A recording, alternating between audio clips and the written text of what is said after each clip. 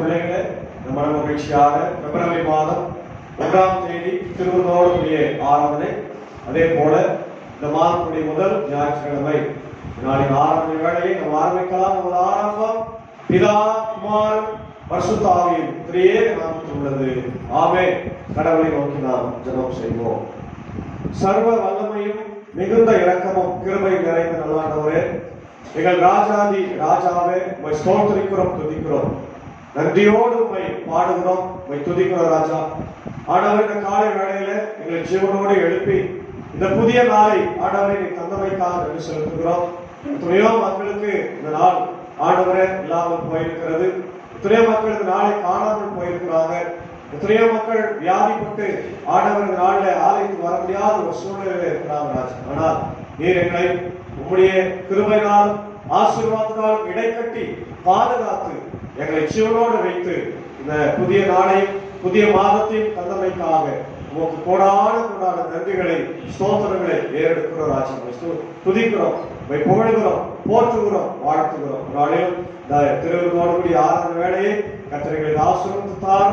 அடியனையும் தம் சாரோடையும் தாரங்களை எடுத்து பயன்படுத்தும். வந்திருக்கிற திருச்சபையார் வாசிக்கிற வேத பகுதிகள், பாடுகிற பாடல்கள், ஏறெடுக்கிற செப மன்றாடுகளும் சமூகத்தில் பிரதியாளர்களும் இதை காணொலி வழியாய் கண்டு ஆண்டவரே இதோ உடைய வார்த்தைகளை கேட்டு விசுவாசிக்கிறவர்களே கூட ஆண்டவரை ஆசீர்வதிக்கும்படியாக ஆண்டவரை நாம் ஜெபிக்கிறோம். இந்த புதிய மாதம் எங்களுக்கு ஆசீர்வாதமாக இருக்கட்டும்.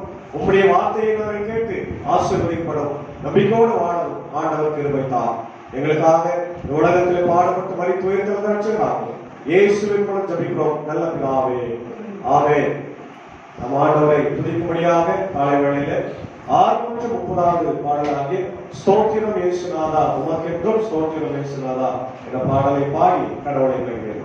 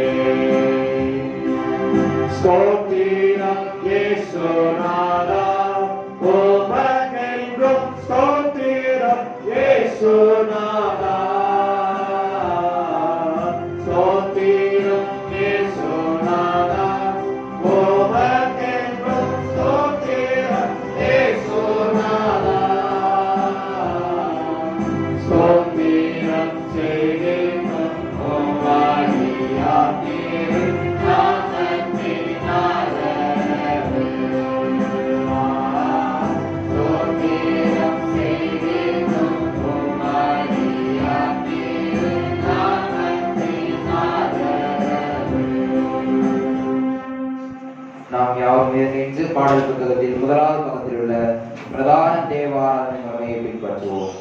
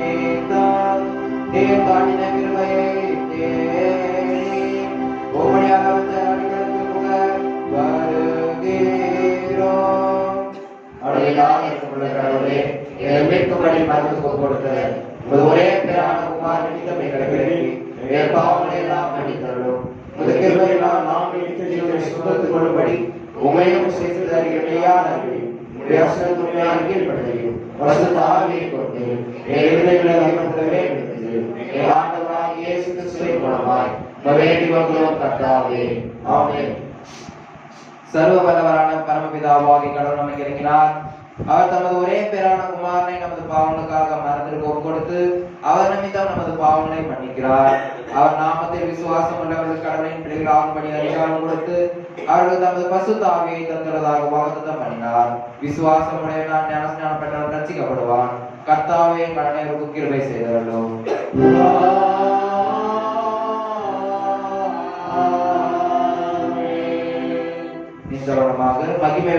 பண்டிகைக்கு பின் வரும் 4வது ஞாயிற்றுக்குரிய ஆரம்ப வாக்கியம் பாடல் புத்தகத்தில் 79வது பக்கத்தில் உள்ள மகிமை விழாக்கள் பண்டிகைக்கு பின் வரும் 3வது ஞாயிற்றுக்குரிய ஆரம்ப வாக்கியத்தை பின்பற்றுவோம்.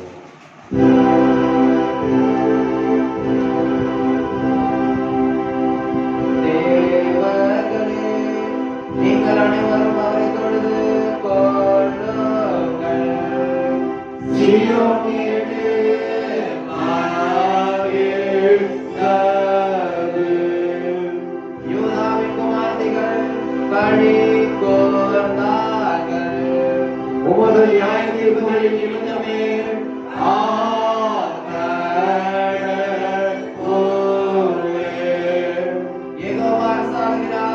பூமி குறிப்பாக கண்டவது திருடான தீவுகள் மகிழ கடவது ஏனாவுக்கும் குமாரனுக்கும் பரிசுத்த ஆவிக்கும் மகிமை உண்டாவதாக. ஆதியிலும் எப்போதும் எப்போதுமான யுகா யுகங்களாய் இருகிற அடியே. ஆமென். கர்த்தாவே, எங்களுக்கு இரங்கும். கிறிஸ்துவே, எங்களுக்கு இரங்கும். கர்த்தாவே, எங்களுக்கு இரங்கும். உன்னதத்தில் கடவுளுக்கு மகிமை, பூமியில் மனிதருக்குள் சமாதானம். அவர்களே பிரியமாய் இருக்கிறார். பரமராஜாவாகிய கர்த்தாவே, சர்வவல்லமையுள்ள பிதாவாகிய கடவுளே, ஒரே பிதாவும் குமாரனும் ஆண்டவருமாகிய இயேசு கிறிஸ்துவே, உன்னதமானவரே, பரிசுத்த ஆவியானவரே, உம்மை துதிக்கிறோம், உம்மை புகழ்கிறோம், உம்மை வணங்குகிறோம், உம்மை கட்டளையிடுகிறோம், உம்முடைய மகானை வேண்டுகிறோம், உமக்கு ஸ்தோத்திரம் செலுத்துகிறோம். கர்த்தாவாகிய கடவுளே, கடவுளின் ஆட்டுக்குட்டியே, பிதாவே, சோதரனே, உலகத்தின் பாவங்களை சுமந்து தீர்த்தவரே, எங்கள் ஜெபத்தை ஏற்றருளும். பிதாவின் வலது பார்சத்தில் இருக்கிறவரே, எங்களுக்கு இரங்கும். இயேசு கிறிஸ்துவே, உம்முடைய பிதாவே, மகிமையிலே பரிசுத்த ஆவியோடு நீர் ஒருவர்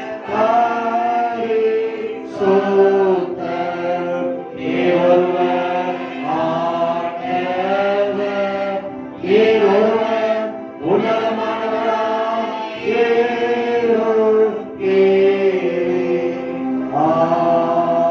ஆமென். கர்த்தரோடு பாராதே, அவர் உம்முடைய பாராதே. பிரார்த்தனை செய்வோமாக. சர்வ வல்லமை உள்ள நித்திய பராபரனே, எங்கள் பலவீனங்களை இரக்கமாய் நோக்கி பார்த்து எங்களுக்கு ஆபத்துகளும் தேவைகளும் நேர்ந்து கொள்ளலாம் உமது வலது கரத்தை நீட்டி எங்களை காப்பாற்ற வேண்டும் என்று உமோடும் பரிசுத்த ஆவியோடும் ஏக கடவுளாய் பிழைத்து ஆண்டு கொண்டிருக்கிற உமது குமாரனாகிய இயேசு கிறிஸ்துவின் மூலமாய் உம்மை வேண்டிக் கொள்ளுகிறோம். ஆமென்.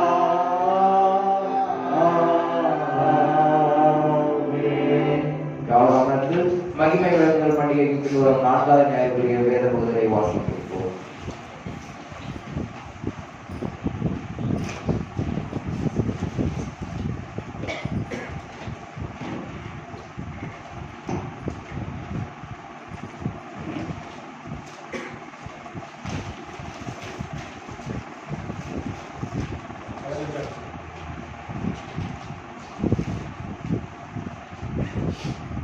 சங்கீத பகுதி 15ஆம் சங்கீதம். கர்த்தாவே, யார் உம்முடைய கூடாரத்தில் தங்குவான்? யார் உம்முடைய பரிசுத்த பர்வதத்தில் வாசம் பண்ணுவான்? உத்தமமாய் நடந்து நீதியை நடைபித்து மனதார சத்தியத்தை பேசுகிறவன் தானே. அவன் தன் நாளில் கூறாமலும் தன் தோழருக்கு தீங்கு செய்யாமலும் தன் அயலான்மேல் சொல்லப்படும் நிந்தையான பேச்சை எடுக்காமல் இருக்கிறான். ஆகாதவன் அவன் பார்வைக்கு தீர்ப்பானவன். கர்த்தருக்கு பயந்தவர்களையோ கனம் பண்ணுகிறான். தனக்கு நஷ்டம் வந்தாலும் தவமாயிருக்கிறான். தன் பணத்தை வட்டிக்கு போடாமலும் ஒட்டுமில்லாதவனுக்கு விரோதமாய் பரிதானம் வாங்காமலும் இருக்கிறான். இப்படி செய்கிறவன் என்றைக்குமே அசைக்கப்படுவதில்லை என்றார் என்பதுவே.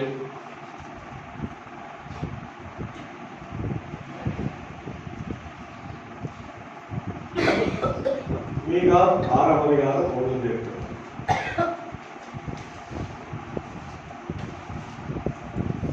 மீகா 6ஆம் அதிகாரம் 1-8 வரை. கர்த்தர் சொல்கிறதை கேளுங்கள். நீ எழுந்து பர்வதங்களுக்கு முன் உன் வழக்கை சொல். மலைகள் உன் சத்தத்தை கேட்க கடவுள். பர்வதங்களோ பூமியின் உறுதியான அஸ்திவாரங்களோ கர்த்தருடைய வழக்கை கேளுங்கள். கர்த்தருக்கு அவர் ஜனத்தோடு வழக்கு இருக்கிறது. இஸ்ரவேலோடு அவர் வழக்காடுவார். என் ஜனமோ, நான் உனக்கு என்ன செய்தேன்? நான் எதினாலும் உன்னை விசனப்படுத்தினேனே. எனக்கு எதிரே உத்தரவு சொல். நான் உன்னை எகிப்து தேசத்திலிருந்து வர பண்ணி அடிமைத்தனத்து வீட்டிலிருந்து உன்னை மீட்டுக் கொண்டு மோசே, ஆரோன், மீரியாம் என்பவர்களை உனக்கு முன்பாக அனுப்பினேன். என் ஜனமோ மோவாபின் ராஜாவாகிய பாலாக் பண்ணின யோசனை இன்னதென்றும் பேயோரின் குமாரனான பிளேயோம் அவனுக்கு பிரதியுத்தரமாக சொன்னது இன்னதென்றும் சித்தீம் தொடங்கி கீழ்கால் மட்டும் நடந்து இன்னதென்று நீ கர்த்தருடைய நீதிகளை அறிந்து கொள்ளும்படி நினைத்துக்கொள். எண்ணத்தை கொண்டு நான் கர்த்தருடைய சந்நிதியில் வந்து உன்னதமான தேவனுக்கு முன்பாக பணிந்து கொள்வேன். தகன பலிகளை கொண்டும் ஒரு வயது கன்றுக்குட்டிகளை கொண்டும் அவர் சந்நிதியில் தர வேண்டுமோ? ஆயிரங்களான ஆட்டுக்கடாக்களின் பேரிலும் எண்ணெயாய் ஓடுகிற 16,000 ஆறுகளின் பேரிலும் கர்த்தர் பிரியமாயிருப்பாரோ? என் அக்கிரமத்தை போக்க என் முதற் பேரானாவையும் என் ஆத்மாவையும் பர்வதத்தை போக்க என் கற்கனையும் கொடுக்க வேண்டுமோ?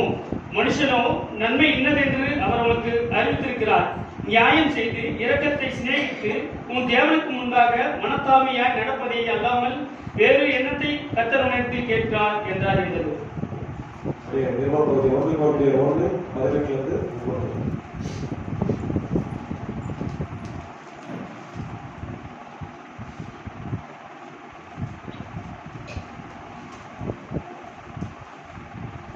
வாசிக்க வேண்டிய நிருப பகுதி அது 1 கொரிந்தியர் 1ஆம் அதிகாரம் 18 தொடங்கி 31 வரை.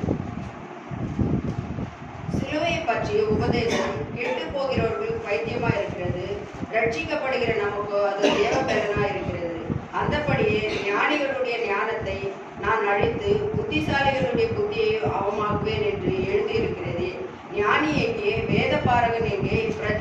பிரபஞ்சத்தின் தர்க்க சாஸ்திரிக எங்கே? இவ்வுலகத்தின் ஞானத்தை தேவன் பைத்தியமாக்கவில்லையோ?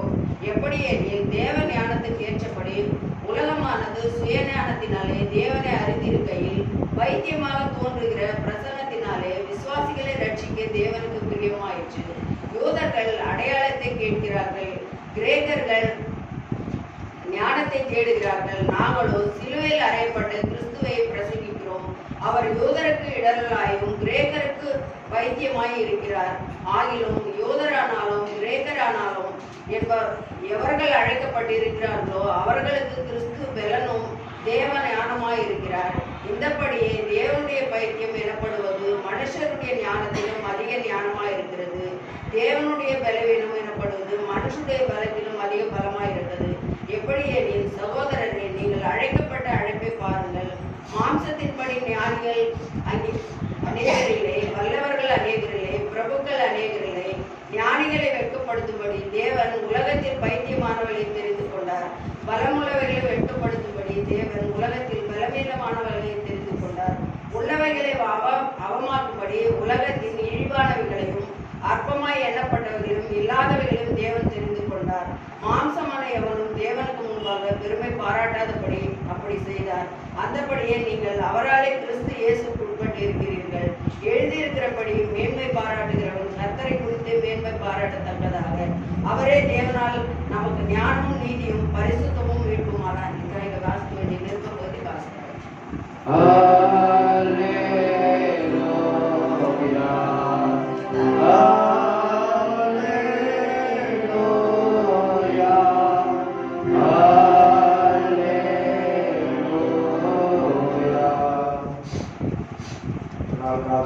பகுதி மத்தேயு 5ஆம் அதிகாரம் 1 முதல் 12 வசனம்.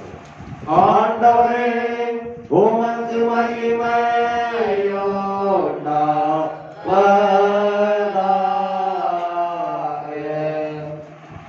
இதை நாளுக்காக வாசனம் வேறுபடும் தூய மத்திய எழுதின சுவிசேஷம் 5ஆம் அதிகாரம் வசனங்கள் 1 தொடங்கி 12 முடிய.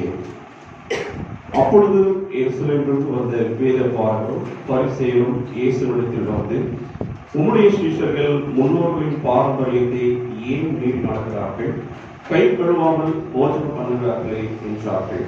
அவர்களுக்கு அவர் பிரதியுத்தரமாக, 5:1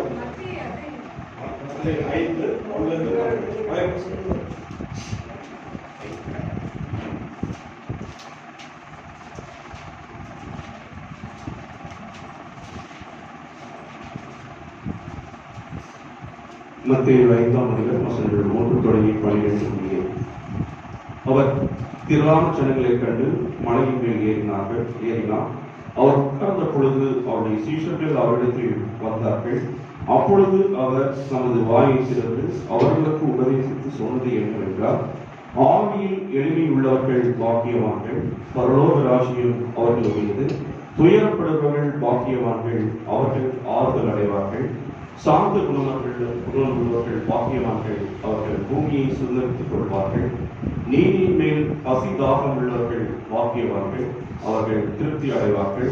இரக்கமுள்ளவர்கள் பாக்கியவான்கள், அவர்கள் இரக்கம் பெறுவார்கள். இருதயத்தில் சுத்தம் உள்ளவர்கள் பாக்கியவான்கள், அவர்கள் தேவனை தரிசிப்பார்கள். சமாதானம் பண்ணுகிறவர்கள் பாக்கியவான்கள், அவர்கள் தேவனுடைய புத்திரர் எண்ணப்படுவார்கள். நீதி நிமித்தம் துன்பப்படுகிறவர்கள் பாக்கியவான்கள், பரலோக ராஜ்யம் அவர்களுடையது. என் நிமித்தம் உங்களை நிந்தித்து துன்பப்படுத்தி பலவித தீமையான மொழிகளையும் உங்கள் பேரில் பொய்யாய் சொல்வார்களானால் பாக்கியவான்களாய் இருப்பீர்கள். சந்தோஷப்பட்டு களிக்கூறுங்கள், பரலோகத்தில் உங்கள் பலன் மிகுதியாயிருக்கும். உங்களுக்கு முன்னிருந்த தீர்க்கதரிசிகளையும் அப்படியே துன்பப்படுத்தினார்களே என்றார் என்பதுவே. இன்றைய நாளுக்காக வாசனம் வேதப்பாடு வாசித்து முடித்தார்கள்.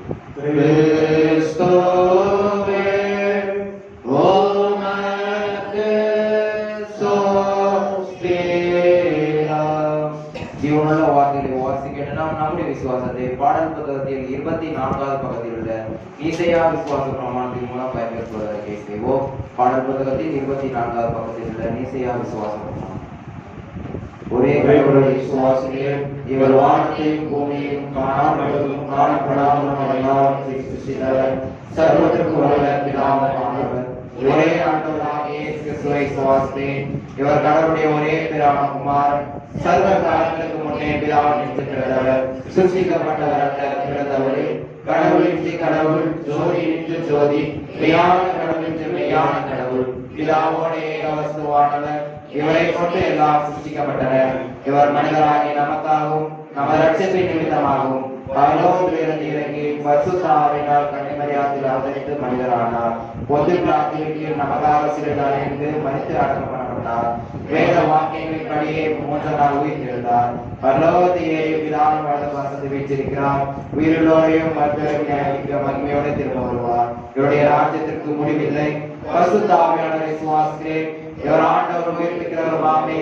இவர் பிதாவினின்று குமாரனின்று புறப்படுகிறவர். பிதாவோடு குமாரனோடு ஏகமாய் தொடர்ந்து மகிமைப்படுத்தப்படுகிறவர். தீர்க்கதரிசிகளை கொண்ட வழித்தருமாமே. பரிசுத்தமும் பொதுவான ஒரே அப்போஸ்தலர் சபையிலே விசுவாசிக்கிறேன். பாவ மன்னிப்புக்காக ஒரே ஞானஸ்நானம் கேட்டு அறிவிக்கிறேன். மரித்து ஒரு உயிர்த்தெழுதலையும் ஒரு நித்திய ஜீவனை எதிர்பார்த்துக் கொண்டிருக்கிறேன். ஆமென்.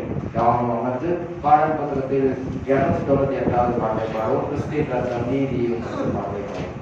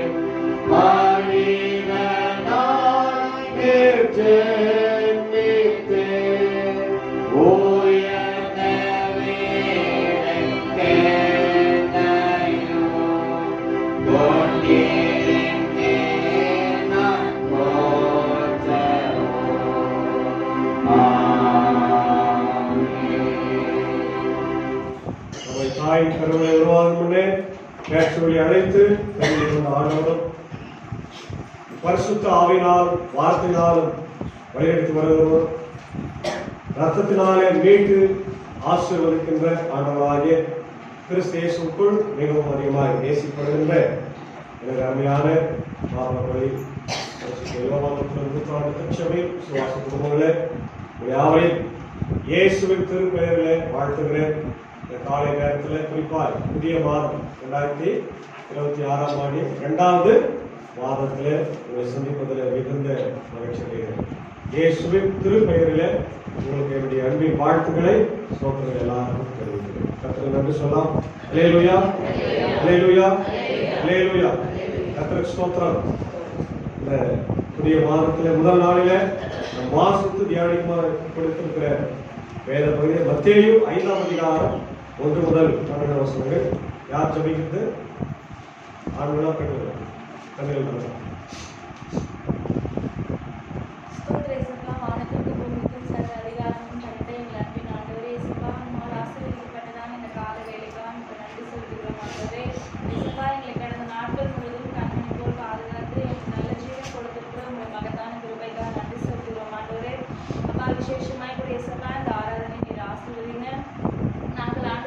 பாடப்போகிற பாடல்கள் வேத வசனங்கள் ஒவ்வொன்றும் ஆண்டவரே உங்கள் வாழ்க்கையில நாங்கள் ஆண்டவரே இசப்பா கடைபிடித்து நடக்க முடியாது கூட நீங்கள் எங்களுக்கு நல்ல ஞானத்தை தர வேண்டுமாக்கும் நாங்கள் செபிக்கிறோம் ஆண்டவரே. வரவிருக்கிறவரை விதவிதமாய் கூட்டி சேருங்க. தொடக்கம் முதல் முடிவு வரையும் நீர் எங்களோடு உடனே நடத்துங்க. தங்கள் துதிக்கான மகிமை நாவதற்கு எடுக்கிறோம். மீட்பர் இயேசு கிறிஸ்துவின் நாமத்தினாலே செபிக்கிறோம் நல்ல பிதாவே. ஆமென். ஹல்லேலூயா. நம்முடைய தேவ பிள்ளைகளே 2026 ஆண்டு பிறந்து முதல் மாதத்தை நம்ம கடந்திருக்கிறோம். என்ன பண்ணோம்? கடந்தோம். என்ன பண்ணோம்? போன மாசம் அது முதல் மாசம் என்ன பண்ணுவோம்? அதெல்லாம் இல்லையா? ஒன்றும் பண்ணல. ஜெபம் பண்ணீங்களா? அது போதும். சபையை கட்டுமான பணிக்காக உடனே நம்ம பெரிய இன்ஜினியருக்கு போயிருந்தோம். அவர் வந்து என்ன பண்ண போறாருன்னா, அவரே வந்து நம்ம காசு கொஞ்சமா கொடுத்தா கூட அவரே போட்டு கட்டுற அளவுக்கு அவர்கிட்ட பணம் செல்வாக்கு இருக்குது. நீங்க வந்து பார்த்துட்டு போயிட்டாங்க. இப்போ இதே இடத்துல கட்டுறதுக்கான ஒரு வாய்ப்பும் சொல்லிட்டாங்க. ஏன்னா அந்த இடத்துல நீங்க வேஸ்ட் பண்றீங்க, இங்க கட்டிடுங்க. அதை வந்து நீங்க என்ன பண்ணுங்க, பிற்காலத்துல பாரிஸ் அளவு நீங்க கட்டுறீங்க, ஏன் நீங்க வேஸ்ட் பண்றீங்கன்னு சொல்லி இதே இடத்துல அளவுல கொடுத்து போயிருக்கிறாரு. கூடிய சீக்கிரத்தில் ஆரம்பிக்கும். அதனால கவர்மெண்ட்டுங்க தொடர்ந்து உங்களுடைய பொறுப்புரை காணிக்கைகளையும் நீங்க செய்யணும். அதான் ரொம்ப முக்கியமான காரியம். அதே போல ஆலயத்துக்கு உங்களுடைய பங்களிப்பு வர்றதுதான்.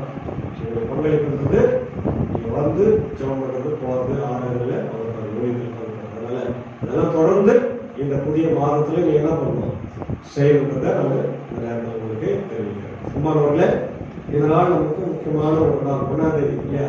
1ஆம் தேதி என்ன வரும்? ஞாயிற்றுக்கிழமை வர்றதுனால வாக்குறுதி வசனம் எதுவும் இல்லை. ஆனா இன்றைக்கு நாள் செய்தியின் வசனமே வாக்குறுதி வசனமாக மத்தேயு 5:1-12 என்னது? உலக புகழ்பெற்ற ஒரு வசனம். மலை பிரசங்கம், செர்மன் ஆன் தி மவுண்ட் அப்படின்னு ஆங்கிலத்துல சொல்லுவாங்க. இதை படிக்காதவங்களே கிடையாது. ஏன் அப்படின்னா இது வெறும் நமக்கு வந்து இது கடவுளுடைய வார்த்தை பைபிள் தான் தெரியும். ஆனா இது வந்து ஒரு மிகப்பெரிய புகழ்பெற்ற ஒரு எத்திக்கல் அப்படின்னு சொல்லுவாங்க. எத்திக்கல் அப்படின்னா அறம் சார்ந்த ஒரு வார்த்தை. இது வந்து பைபிள் அப்படின்னு நிறைய பேருக்கு தெரியாது. ஏன்னா இதை வந்து நீங்க லிட்ரேச்சர் படிச்சீங்கன்னா உங்களுக்கு தெரியும்.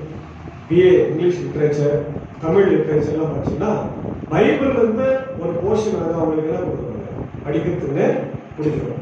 ஏன் அப்படின்னா இதுல இருக்கிற இலக்கியம், லிட்ரேச்சர், அதான் லிட்ரேச்சர்ன்றது இலக்கியம், எழுத்துக்கள் எப்படி அவங்க எழுதியிருக்கிறாங்க, எதுகை மோனை ஸ்டார்ட் பண்றது, முடிக்கிறது, இலக்கியங்கள், சொற்கள், இதெல்லாம் அவங்க கத்துக்கிறதுக்காக பிற்காலத்துல அவங்க இலக்கியவாதிகளா கவிஞர்களா வருவாங்க இல்லையா?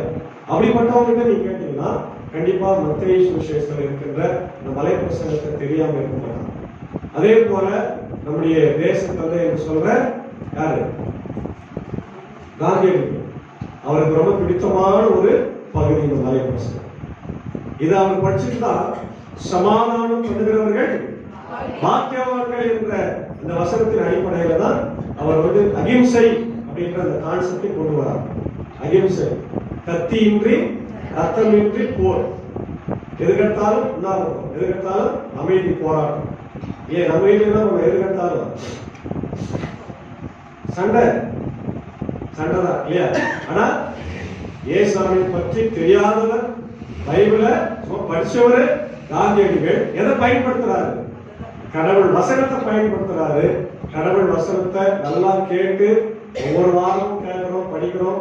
ஆனா நம்ம என்ன பண்றது இல்ல, அதனாலதான் காந்தியடிகள் இன்னைக்கு தேச தந்தையா உயர்ந்து நிற்கிறார் இல்லையா? அப்போ இதை வந்து படிக்காதவங்க யாரும் இல்லை. கலைஞர் கூட கடைசிக்கு அவருடைய நாட்களில் பாத்தீங்கன்னா நிறைய பேர் சொல்லியிருக்கிறார் அவருடைய தலைமாட்டில் பைபிள் இருக்கிறோம்.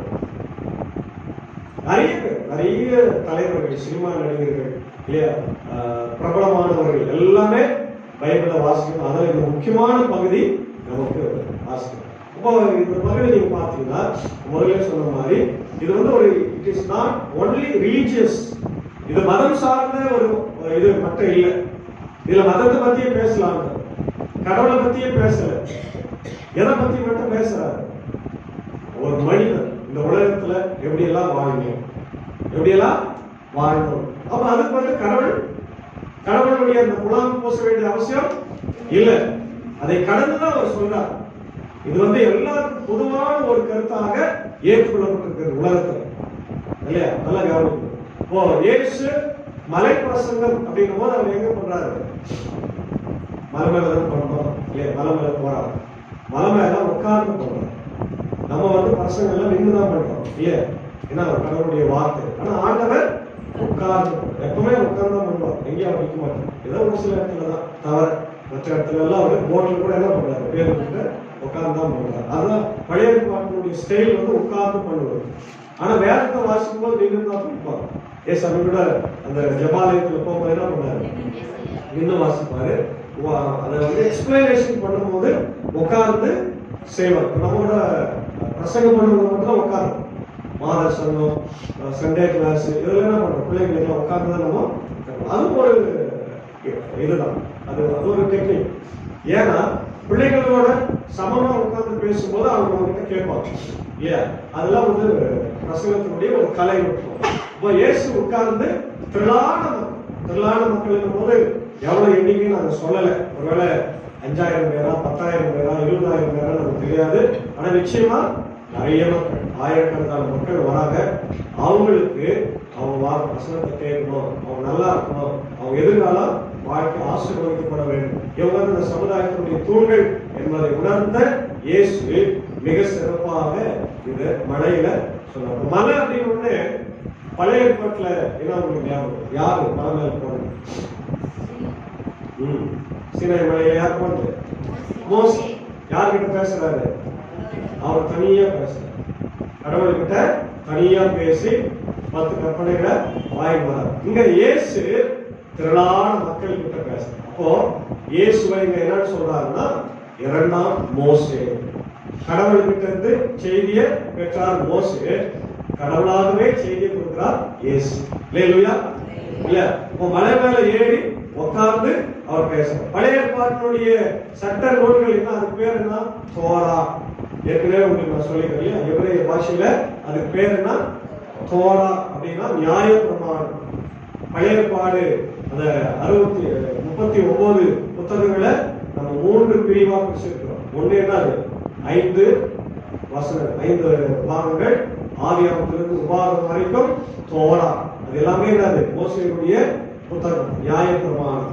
அப்போ அதுக்கப்புறம் யோசுவாவிலிருந்து ரூத் வரைக்கும், யோசுவாவிலிருந்து சங்கீதத்துக்கு முன்னாடி வரைக்கும், எஸ்தர், நெகேமியா வரையிலும் என்ன புத்தகம்?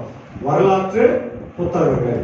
அதுக்கப்புறம் வர்றது இலக்கிய புத்தகங்கள், இலக்கியம், சங்கீதம், நீதிமொழிகள், பிரசங்கி, உன்னத பாட்டெல்லாம் இலக்கியம், விஸ்டம், ஞான இலக்கியம் அது பேர். அதுக்கப்புறம் வரதெல்லாம் என்னது? தீர்க்க தரிசன. அதுக்கு என்ன சொன்னாங்கன்னா ரைட்டிங்ஸ் அப்படின்றதுக்கு நாபி. அதுக்கப்புறம் தீர்க்கர்களுக்கு பேர் நாபி. அதான் முகமது நபி அப்படிங்கிறார். சரிங்களா? நாபினா தீர்க்கர்கள், அது எபிரேய பாஷை. கெத்துவின் அப்படின்னா ரைட்டிங்ஸ், எழுதுறது, இதெல்லாம் எழுதி வைக்கிறார். பழைய பாட இப்படிதான் நம்ம பார்க்கிறோம். இயேசு என்ன சொல்றாரு? நான் ஆண்டவருடைய வார்த்தையை நிறைவேற்ற வந்தனே தவிர ஒழிக்க வரவில்லை. மத்தேயு 5:17 வாசிங்க. நியாயப்பிரமாணத்தை ஆனாலும் தீர்க்க தரிசனங்கள் ஆனாலும் அழிக்கிறதுக்கு வந்தேன் என்று எண்ணிக்கொள்ளாதீர்கள். அழிக்கிறதுக்கல்ல, நிறைவேற்றுவதற்கே வந்தேன். ஆமென். அல்லேலூயா. இயேசுவாமி எதுக்கு வந்தாரு? வசனத்தை, நியாய பிரமாணத்தை நிறைவேற்ற. அப்ப அன்னைக்கு கூட மோசே ஆண்டவர்கிட்ட, கடவுள்கிட்ட பெற்றுக் கொடுத்த 10 கற்பனைகளை இங்க அழிக்க வரல, நிறைவேற்ற வந்தார். அதற்கான விளக்கங்களை தான் இப்ப தரார். எந்த சூழ்நிலையில? மத்தேயு சுவிசேஷம் அப்படின்னு நம்ம உங்களுக்கு வெளிக்கிழமையா சொல்றோம். ஒரு புத்தகத்தை வாசிக்கும் போது பிளைண்டா வாசிச்சீங்கன்னா உங்களுக்கு புரியாது. அந்த புத்தகத்தை யார் எழுதுறாங்க, எந்த காலகட்டத்தில் எழுதுனாங்க, எதுக்காக எழுதினாங்க, யாருக்காக எழுதினாங்கன்றதை நம்ம என்ன பண்ணுவோம்? கொஞ்சம் ஆழமா ஆராய்ந்து பார்த்து வாசித்தா நமக்கு புரியும். இப்போ மத்தேயு யாரு? ஒரு யூதன். யாராவது? யூதன். அப்ப யூதன் யாருக்கு எழுதுவார்? யூதனுக்கு தான் எழுதுவார், வேற ஒருத்தருக்கு எழுத மாட்டார் இல்லையா? லூக்கா ஒரு புறஜாதியார், அவர் புறஜாதியர்களுக்கு எழுதுவார். அவங்க சொந்தக்காரர்கள் தான் எழுதுவார் இல்லையா? அப்போ மத்தேயு யூதர்களுக்கு சொல்றாரு, இயேசுதான் நீங்கள் எதிர்பார்த்து கொண்டிருந்த மேசியா. ஏன்னா அவர் மேசியாவை எதிர்பார்க்கிறார். எந்த காலகட்டத்தில் இருக்கிறாங்க? இயேசு பிறந்து அவர் மரித்து உயிர்த்தெழுந்து போற வரைக்கும் யாருடைய ஆட்சி இருக்குதுங்க? ரோமர்கள் வந்து ஆட்சி பண்ணுகிறார். இப்ப யூதர்களுக்கு என்ன? நாங்க யாருக்கு என்ன இல்ல, அடிமை இல்ல. அடிமை என்ற ஒரு சூழல் அங்கே இருக்கிறது. அரசியல் அடிமை அங்கே அவங்க ஒரு பெரிய பிரச்சனையா இருக்கு. மக்களுக்கு அது ஒரு பெரிய அச்சுறுத்தல். நிறைய அவங்க புது புது சட்டங்களை போட்டுட்டே இருக்கிறாங்க. எப்படி நமக்கு மத்திய அரசாங்கம் புது புது சட்டங்களை போடுறாங்க இல்லையா? இதை செய்யக்கூடாது, அதை செய்யக்கூடாது, இதை செய்யணும், இதை செய்யணும், அப்படியே வரி அதிகமாக கட்டணும், இதெல்லாம் சொல்லேங்கிறாங்க. அது போல அவங்களும் அதிகமான மக்கள் மேல வரி வசூல் இதை சுமத்துறாங்க. அப்போ இப்படிப்பட்ட சூழ்நிலையில மக்கள் பெரிய பயத்துல விரக்தியில இருக்கும் போது இயேசுவினுடைய போதனை வித்தியாசமா இருக்குது. அவருடைய போதனை எப்படி இருக்குது? அறம் சார்ந்து. இந்த உலகத்துல ஒரு சாதாரண மனிதன் எப்படி வாழணும், எப்படி வாழக்கூடாது அப்படின்றத தெளிவா அவரு சொல்றாரு. இப்போ மக்களுடைய பின்னணியை நம்ம வந்து பார்க்கணும். சமூக பின்னணி, அவங்க ஏழைகளா இருக்கிறாங்க, வரி வசூலிப்பாங்க இல்லையா, சமூகத்துல ஒடுக்கப்பட்ட மக்களாக இருக்கிறார்கள். அப்போ இந்த செர்மன் மவுண்ட் அல்லது மலை பிரசங்கத்தை நம்ம என்னன்னு சொல்லலாம்? பாக்கியவான்கள். யார் பாக்கியவான்கள்? பியூட்டிடேட்ஸ். இங்கிலீஷ்ல பியூட்டிடேட்ஸ், BEA, பியூட்டிஃபுல் சொல்றோம் இல்லையா, அது மாதிரி பியூட்டிடேட்ஸ், பியூட்டிடேட்ஸ் அப்படின்னா பாக்கியவான்கள். இப்போ பாக்கியவான்கள் அப்படின்னா என்ன அர்த்தம்? ஒன்னா சங்கீதம் என்ன சொல்லுது? பாக்கியவான் யார்? யார் பாக்கியவான்? லஞ்சம் வாங்குறவன், விபச்சாரம் பண்றவன், பேசித்தனம் பண்றவனா, ஆலயத்துக்கு வராம இருக்கிறவனா, யார் பாக்கியவான்? கர்த்தருடைய பிரமாணத்திலே இரவும் பகலும் தியானமாய் இருக்கிற மனுஷன். அததான் இந்த ஆண்டவர் எதையும் மாத்தல. ஆனா போதனை பழைய ஏற்பாடு நல்ல பழைய ஏற்பாட்டினுடைய வசனத்தை இங்க அவர் என்ன பண்றாரு? விளக்கி சொல்லுகிறார். அவ்வளவுதான். நிறைய பேர் அவரு என்னப்பா இயேசு தத்தமா சொல்லுகிறாரு நினைச்சுக்கிறாரு. பழைய ஏற்பாட்டு வசனத்தை அப்படியே என்ன பண்றாரு? அவரு எலாபரேட்டா சொல்றாரு. 1 mark filling the blanks 10 mark சொல்றாரு. அப்படிதான் உங்களுக்கு சொல்லணும். புரியுதுங்களா? 1 மார்க் கேள்விக்கு 10 மார்க்ல அந்த கேள்வி வரும். நிறைய நேரத்துல பாத்துக்கோங்க இல்லையா? உடனே என்ன பண்ணுவான்? அக்ஷயா வெற்றி பிரைஸ் நான் அப்படியே தூக்கி 10 லைன் 10 அதே எழுதுறது. அப்படிதானே? அந்த மாதிரி ஆண்டவர் பழைய ஏற்பாட்டினுடைய வசனத்தை அது திக்கா இருக்கு, அதுல டைலூட் பண்ணி தண்ணி ஊற்றி நம்ம மக்களுக்கு சாப்பிடுற மாதிரி அதை கொடுக்குறாரு. நம்ம திராட்சை ரசம் திக்கா இருக்கு, அப்படியே கொடுத்தா நீங்க திணறீங்க நிறைய. அது என்ன? அது தண்ணி ஊற்றி கொடுக்கும்போது சாப்பிடுற அளவு. அது போலதான் பழைய ஏற்பாட்டினுடைய அந்த எசன்ஸை ஆண்டவர் இலகுவாக்கி கொடுக்கிறார் புதிய ஏற்பாடு இல்லையா? இப்ப பாக்கியவான்கள் யார்? பாக்கியவான்கள் யாரெல்லாம் பாக்கியவான்கள்ன்றத அந்த பகுதியில பார்க்கிறோம் இல்லையா? வாசிக்கலாம் ஒன்னொன்னா. ஆவியில் எளிமை உள்ளவர்கள் பாக்கியவான்கள். ஆவியில் எளிமை உள்ளவர்கள். ஆவியில் எளிமை அதாவது டைரக்டா இதுக்கு நம்ம தனித்தனியான விளக்கமே தேவையில்லை. ஆவியில் எளிமை உள்ளவர்கள்னா தாழ்மை உள்ளவர்கள்.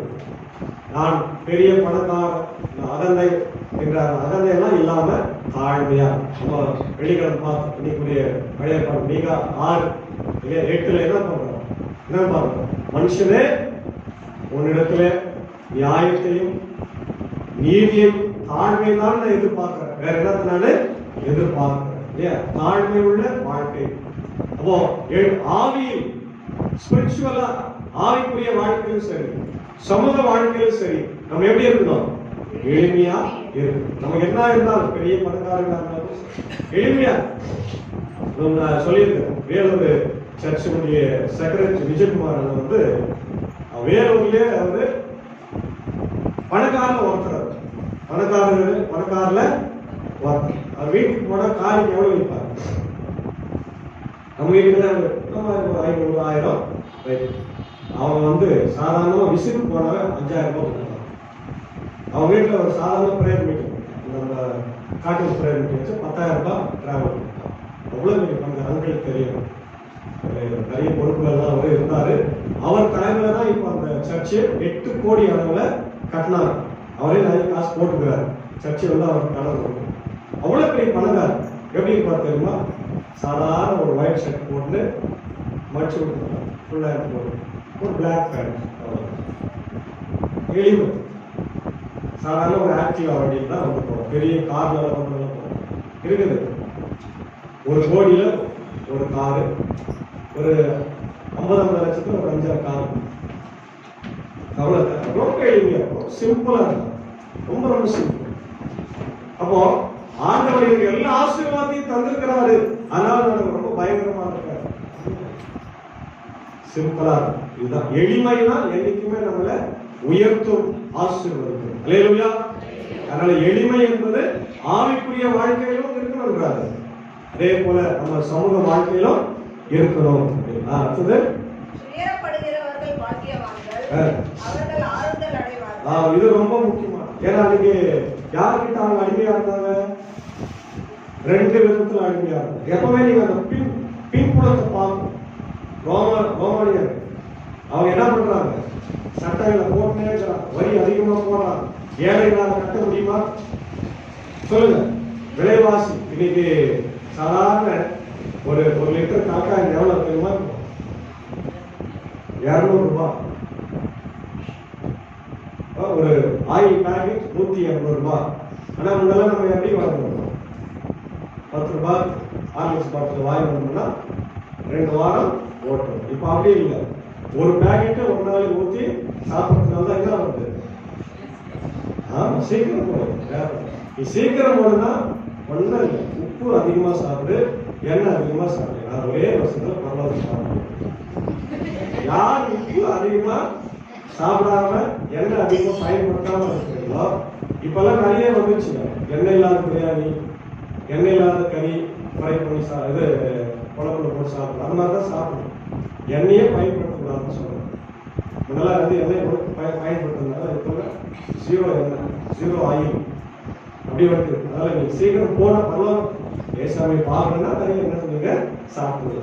அப்போ எண்ணெய் வந்து நமக்கு தேவைதான், அரிசி தேவைதான். ஆனா அது அதிகமா விலை வித்தா வாங்க முடியுமா? அவங்க அவங்களுக்கு கஷ்டத்துல இருக்கிறார். அப்ப அவங்க துயரப்படுறாங்க, வேதனைப்படுறாங்க. இன்னொரு பக்கம் பார்த்தீங்கன்னா ஆலயத்துல இருக்கின்ற ஆசாரியர்கள் அவங்க என்ன பண்றாங்க? அவங்கள கஷ்டப்படுத்துறாங்க. இந்த 2 பிரச்சனையினால அவங்க துயரப்படுறாங்க. ஆண்டவர் சொல்றாரு, துயரப்படுறியா? நீ யாரு? உன்ன கவலைப்படுறாங்க. உலக பிரகாரமான வாழ்க்கையில நீ எவ்வளவு கஷ்டப்பட்டாலும் ஆண்டவர் உன்னை மாற்றலாம். அல்லேலூயா. நம்ம சொல்றோம், எனக்கு நிறைய கஷ்டம் இருக்குது, நிறைய பிரச்சனை இருக்குது, நிறைய பலவீனங்கள் இருக்கு, இல்லாம இல்லவே. ஏன்னா நம்ம மனிதர்கள், நம்ம கடவுளானதான் நமக்கு எந்த பிரச்சனையும் வராது. மனிதர்கள் இருந்தால் எல்லா பிரச்சனையும் வந்துனே இருக்கு. அப்ப என்ன பண்ணலாம்? எங்க ஓடலாம்? ஆண்டவர் கிட்ட மட்டும்தான் ஓட முடியும். ஒரு குழந்தை கீழே விழுந்து அடிபட்டவங்க எங்க தான் ஓடும்? அம்மா கிட்ட தான் இல்ல. நம்ம ஆண்டவர் கிட்ட வரும்போது தான் இந்த துயரங்கள் எல்லாம் மாறும். அடுத்தது சாந்த குணமுள்ளவர்கள் பாக்கியவான்கள். இந்த வசனத்தை தான் யார் பிடிச்சிக்கிட்டு? காந்தியடிகள் பிடிச்சிக்கலாம். யார் அவரு? கிறிஸ்டின் அவரு. ஏன் அவர் பிடிச்சிக்கிறாரு? அவர் திருந்து இயேசு சொன்னது உண்மை. நமக்கு என்ன பண்ணல? இன்னுமே 100 வருஷம் ஆயிடுச்சு. 101வது வருஷத்துல போயிருக்கிறோம். இன்னும் நமக்கு பைபிள் மேல என்ன இல்லை? விசுவாசம்.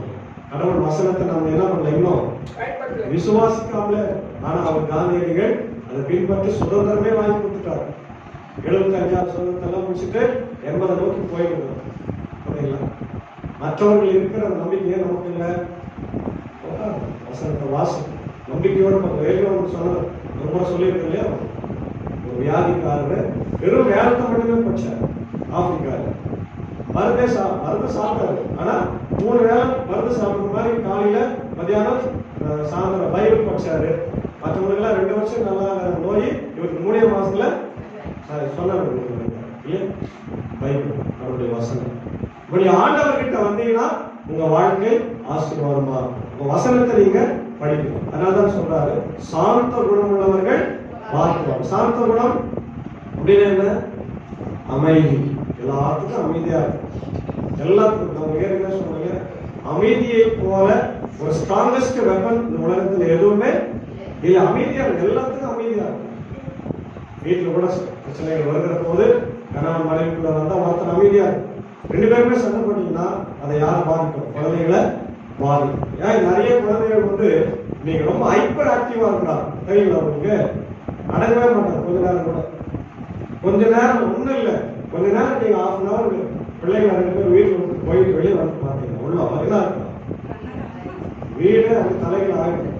அதான் ஹைப்பர் ஆக்டிவ் அது பேர். ஏன் அப்படின்னா அப்பா அம்மா சண்டை போடுறதெல்லாம் அவங்க பார்த்து அவங்க என்ன பண்றாங்க? அவங்க விளையாடுறதே என்ன தெரியுமா? அடிச்சுக்கிறாங்க 2 பேரும். ஏன்னா விளையாடுறது அடிச்சுக்கிட்டே விளையாடுறது தான். இப்ப அப்படிதான் மாற்று. ஏன் யாருக்கிட்ட அந்த தப்பு இருக்குது? பிள்ளைங்ககிட்ட இல்ல, அப்பா அம்மா. பிள்ளைங்க எதுல தப்பா பேசுறது, கெட்ட வார்த்தை பேசுறது, இதெல்லாம் நம்ம மாத்திக்கணும். அப்போ சாந்த குணம் உள்ளவர்களா இருந்தா அமைதி. மோசையை பற்றி ஆண்டவர் சொல்றாரு, மோசையை போல ஒரு சாந்த குணம் உள்ளவனை உலகத்துல நான் பார்க்கிறேன். எவ்வளவு போராட்டங்கள் மத்தியில இஸ்ரவேல் மக்கள் அவர் என்ன பண்ணாரு? அழகாக நிறைய முறை அவர் திட்டுறாரு. நீ எல்லாம் ஒரு தலைவனா, எங்களை கூட்டு வந்து எங்க சாகரி கொண்டு வந்துட்டியே, எங்களுக்கு சாப்பாடு இல்லையே, தண்ணி இல்லையே, பாதுகாப்பு இல்லையே, நிறைய முறை திட்டுறாரு. அவரே கூட டென்ஷன் ஆகி என்னை எடுத்துட்டு போன்றார், என் பேர் எடுத்துருக்கிறார். உண்மையா அவரை எதிர்பார்க்க அவசரப்படுறார். எனக்கு இப்போ இதுதான் மக்கள்லாம் அப்படிதான் ஒன்னு அப்படியே அப்படியேதான் இருப்பாங்க அப்படின்றார். இல்ல 120 வயசுல அவர் கண்டு என்ன ஆகுது? வழிந்து போகவே இல்லை, சக்தி குறையல. ஆனாலும் நேரம் முடிஞ்சிட்டுனால்தான் கடவுள் அவரை எடுத்துக்கிறார். ஒரு சாந்த குணம் நமக்கு ரொம்ப ரொம்ப சாந்த குணம் என்பது அமைதி, சமாதானத்தை வாழ்க்கையில அடுத்தது நீதியை செய்ய வேண்டும். என்ன செய்யணுமா? வேற யார் செய்யறாங்களோ இல்லையோ அதை பத்தி எனக்கு தெரியாது. கிறிஸ்தவர்கள் நீதியை செய்கிறவர்களாக அல்லேலூயா. என்னமா ஆண்டவருடைய பிள்ளை, அவர் பேரே உங்களுக்கு சொல்லியிருக்காரு, யாவே சிக்கேனோ. யாவே சிக்கேனோனா என்ன அர்த்தம்? God is righteousness. அவருடைய பேரே நீதி. நீதி நிறைந்த ஆண்டவர். அவர் எப்பவுமே நீதி செய்வார், நியாயத்தை செய்வார், ஏழைகளை ஒடுக்க மாட்டார், அநியாயம் செய்யறவங்களை விடவே மாட்டார். அதனால நம்ம என்ன செய்யணுமா? நீதி செய்யணும். ஆமோஸ்ல சொல்றார், நீதி வற்றாத ஆறை போல, நியாயம் தண்ணீரை போல புரண்டு ஓட வேண்டும். நம்முடைய வாழ்க்கையில நீதியை நியாயத்தை நாம் செய்வதற்கு ஆயத்தமா எப்பவுமே செய்யணும். கடவுளுக்கு விரோதமான காரியத்தை செய்யவே கூடாது. மனிதனுக்கு விரோதமான காரியத்தை செய்யக்கூடாது. சக மனிதனை நேசிக்கணும். அநியாயம் எப்பவுமே ஜெயிக்காது, நியாயம் தான் ஜெயிக்கலாம். அடுத்தது இரக்கமுள்ளவர்கள் பாக்கியவான்கள். இரக்கமுள்ளவர்கள் பாக்கியவான்கள். இரக்கம் மனிதர்கள் மேல சக மனிதனை நேசிக்கிறவன் தான் உண்மையான கிறிஸ்தவனா இருக்க முடியும். ஏசாமியே சொல்றார் இல்லையா, உன்னை போல, அதுதான் கோல்டன் ரூல். கோல்டன் ரூல் என்ன? உன்னை போல பிறனை நேசிப்பா. 10 கற்பனையுடைய சுருக்கமே என்ன? அன்புதான். அன்பு 10 கற்பனையாக இருந்த 2ஆமா மாத்திட்டார். கடவுளை நேசி, மனிதனை நேசி. முதல் 3 கற்பனை என்ன சொல்லுது? கடவுளை நேசிக்க சொல்லுது. அடுத்து 7 கற்பனை மனிதனை நேசி. 2த்துக்கு காரணம் அன்புதான். அன்பா இருக்குப்பா, நீ அன்பா இருந்தாலே 10 கற்பனைகளை நிறைவேற்ற முடியும். சரியா? அப்போ இரக்கம், கடவுள் பரலோகத்தில் இருக்கிற தந்தை இரக்கமுள்ளவனா இருக்கிறார். நீ அவர்கிட்ட இரக்கத்தை பெறுகிறாயே, நீ இரக்கமுள்ளவனா இருக்கணுமா இல்லையா? சக மனிதனை நீ நேசிக்க வேண்டும். அடுத்தது இருதயத்தில் சுத்தமுள்ளவர்கள் பாக்கியவான்கள். ரொம்ப முக்கியமானது. ஏன் ஒவ்வொன்றுமா முக்கியமானதான், இதுவும் இருதயத்துல சுத்தமுள்ளவர்கள். நம்முடைய இருதயத்துலதான் பைபிள் சொல்லுது, இருதயம் தான் பாவத்திற்கு என்னவா பிறப்பிடமாக இருக்கிறது. ஆனா சயின்டிபிக் பிரகாரம் மூளை தான் யோசிக்குது. ஆனா பைபிள் பிரகாரம் என்ன சொல்லுது? இருதயம், heart is the seat of all sin. எல்லா பாவத்துக்கும் காரணம் எது? இருதயமா இருக்கு. இப்ப இருதயத்தை நீங்க தூய்மையா வச்சுக்கணும். இப்ப இருதயத்தை தூய்மையா வைக்கணும்னா யார் வைக்கணுங்க? இயேசுவை வைக்கணும்.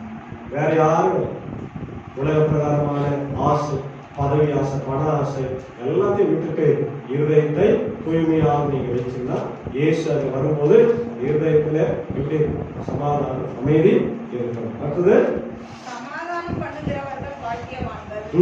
அவர்கள் தேவனுடைய புத்திரராய் எனப்படுவார்கள். ரொம்ப அழகான ஒரு பதவி. அப்ப சண்டை பண்ணுகிறவர்கள், சண்டை போடுறவங்க யாரு? பிசாசினுடைய பிள்ளைகள். நல்லா கவனிக்கலாம். இல்லையா? சமாதானம் பண்ணுகிறவர்கள் ஆண்டவருடைய பிள்ளைகள் அப்படின்னா, சண்டை பண்றவங்க யாரு சொல்லுங்க, சொல்ல மாட்டீங்களா? அப்படிங்களா சண்டை போடுவீங்களா?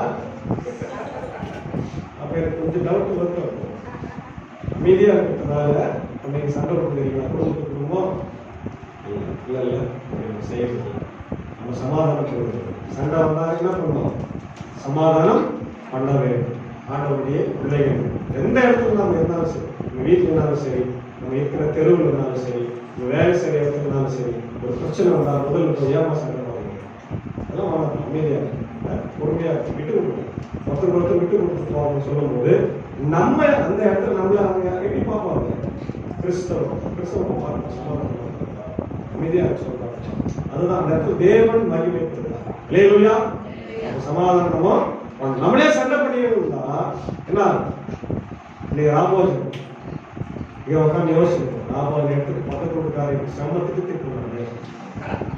அப்ப என்ன ராமோஜன் எடுக்கிறது இப்ப போயிட்டு எழுது சண்டை போடுறது இப்ப நீ எழுது போயிடு. ராமோஜன் எடுக்க வேண்டிய அவசியம் இல்ல. ஏன்னா ராமோஜன் என்னது? இயேசுவின் ரத்தமும் அவருடைய சரி. அவர் நமக்குள்ள போறாரு. அவர் உள்ளே வச்சு நீ கெட்ட வார்த்தை பேசலாம். அவரை உள்ள வச்சு நீ சண்டை விடலாமா? திட்டலாமா மத்தவங்கள?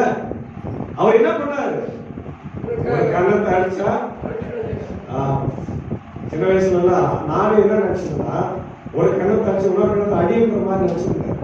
அப்புறம் பைபிள் தெரியாது, அப்புறம் படிக்கிறது இல்லைல்ல. சின்ன வயசுல எல்லாம் படிக்க ஆரம்பிச்சு பார்த்தா ஏசு இன்னொரு கண்ணத்தையும் காட்டு சொல்றாரு. நம்ம என்ன பண்ணுவோம்? எனக்கு ஒரு கண்ணத்தை வச்சியா நான் 2 கண்ணத்துலயும் அடிப்பேன். நம்ம கான்செப்ட் வருது. ஏசு அவனுடைய கான்செப்ட் வேற. அதான் சொல்றேன். அவர் வசனத்தை அழிக்கவே வரல. அது தப்பாவும் பிரசங்கம் வரல. நம்ம தான் தப்பா புரிஞ்சுக்கணும். நம்ம ஆழமா புரியும் போது இயேசுடைய போதனைகள் மிக உயர்ந்த போதனை. அவர் மாதிரி போதிக்கப்பட்ட உலகத்தில் ஆளே கிடையாது. சிறப்பான ஒரு போதனை தான் அந்த மலை. அதனால இது இன்னைக்கு உயர்ந்து நிற்குது. வேகமா போகலாம். 10வது வசனம். பரலோக ராஜ்யம் நீதிக்காக உண்மைக்காக நியாயத்தை செய்யும் போது துன்பங்கள் வரும். ஒரு ஆபீஸ்ல எல்லாரும் லஞ்சம் வாங்குறாங்க, நம்ம வாங்கல. என்ன சொல்லுவாங்க? எல்லாரும் நம்ம சுத்தமானு சொல்லுவாங்க. ஆனா சும்மா விட்டுவாங்க. டிரான்ஸ்பர் அதிகமான டிரான்ஸ்பர் யாருக்கு இருக்கும்? நல்லவங்களுக்கு தான். மாத்திட்டே இருப்போம். ஏன்னா நேர்மையா இருக்கும், உண்மையா இருக்கும். ஆனா பரவாயில்ல, ஆண்டவருக்காக நான் போட்டுக்கலாம். ஆண்டவருடைய பிள்ளை நீதி நிமித்தம் துன்பப்படுவேன். அதான் அடுத்தது, என் நிமித்தம் உங்களை நிந்தித்து துன்பப்படுத்தி பலவித தீமையான மொழிகளையும் பேரில் சொல்வார்கள். பாக்கியவான்களால் சந்தோஷப்பட்டு களி கூறுங்கள். பலவந்தங்கள் பலர் உங்களுக்கு முன்னிருந்த தெரிவிக்க நமக்கான துன்பப்படுகிற காலம் வந்துச்சுன்னு தான் நினைக்கிறேன். 3வது உலக போது எப்போ வரும் தெரியாது. இப்படி வரும்போது கிறிஸ்தவர்களுக்கு உலகத்துல அச்சுறுத்தலும் பாதுகாப்பு இன்மையும் அதிகமா இருக்கும். இப்பவே இந்தியாவில பல இடங்கள்ல, இந்தியாவில் மக்கள் தமிழ்நாட்டிலே பல இடங்களில் ஆலயத்தை டிஸ்டர்ப் பண்ணுறது, ஆராதனை டிஸ்டர்ப் பண்ணுறது இல்லையா? சமீபத்தில் கூட ஒரு பாஸ்டரை ஒடிஷாவில் தான் இருக்கு. அங்கே என்ன பண்ணுறாங்க? கூட்டிட்டு போய் அவங்க ஆலயத்தில் வச்சு அவங்க இதெல்லாம் சொல்ல சொன்னாங்க. மாட்டு சாணி வாயில எல்லாம் நடந்துதான் இந்தியாவில் எங்கேயோ நடந்து பார்த்தோம். இங்கே நடக்கும் துன்பமெல்லாம் நமக்கு வரும்போது அதை நம்ம என்ன பண்ணுவோம்? ஏற்றுக்கொண்டு சொன்னா பரலோகத்தில் ஒரு இடம் நிச்சயமா ஒரு பேரும் கேட்கிறார் இல்லையா? ஆண்டவரே, எங்கள் மனைவி பிள்ளைகள் எல்லாத்தையும் விட்டுட்டு நாங்கள் பின்னாடி வந்தோமே, எங்களுக்கு நீங்களும் அதை கேட்பீங்க. ஆண்டவருக்கு கேட்கலாம், ரைட்ஸ் இருக்கு. ஏன்னா அவர் நம்முடைய அப்பா கிட்ட எல்லாத்தையும் உரிமையா எனக்கு என்னப்பா தரப்போறாரு. அப்ப ஆண்டவர் என்ன சொல்றாரு? பரலோகத்துல நான் உட்கார்ந்து போது என் பக்கத்துல நீங்க வைக்கிறீங்க. இந்த வலது பாசத்துல இடது பாசத்துல உங்களுக்கு நான் இடத்தை கொடுக்குறேன். நம்மளே அவங்க நிக்க வைப்போம். அவங்க பக்கத்துல நிக்க வச்சா நம்மள எதிரில நிக்க வச்சு நம்ம அழகு பார்க்கிற. அதனால ஆண்டவருக்காக இந்த காரியங்கள் எல்லாம் நம்ம தாங்கி கொள்ளும்போது கிறிஸ்து மகிமைப்படுகிறார். கிறிஸ்து மகிமையுடைய இந்த நாட்டு இந்த 2 வாரம் அந்த பாடுகள் காலத்துல நம்ம போப்போம். மகிமைப்படுகிறவருடைய உச்சக்கட்ட மகிமையை தான் இயேசு சிலுவை நம்ம கஷ்டம், துன்பம், துயரம் எல்லாவற்றையும் பொறுத்து கொண்டு நம்ம வாழும்போது ஆண்டவர் உண்மையாகவே மகிமைப்படுகிறார் என்ற சிந்தனையோடு நாம் நாட்களில் வாழ தூய ஆவியானவர் நமக்கு அருள் செய்து காப்பாராக. ஆமென். எல்லா புத்திக்கும் மேலான தெய்வீக சமாதானம் உடைய சிந்தனை கிறிஸ்து இயேசுவின் நாமத்திலே. ஆமென். எழுந்து சொல்கிறேன். கடவுளே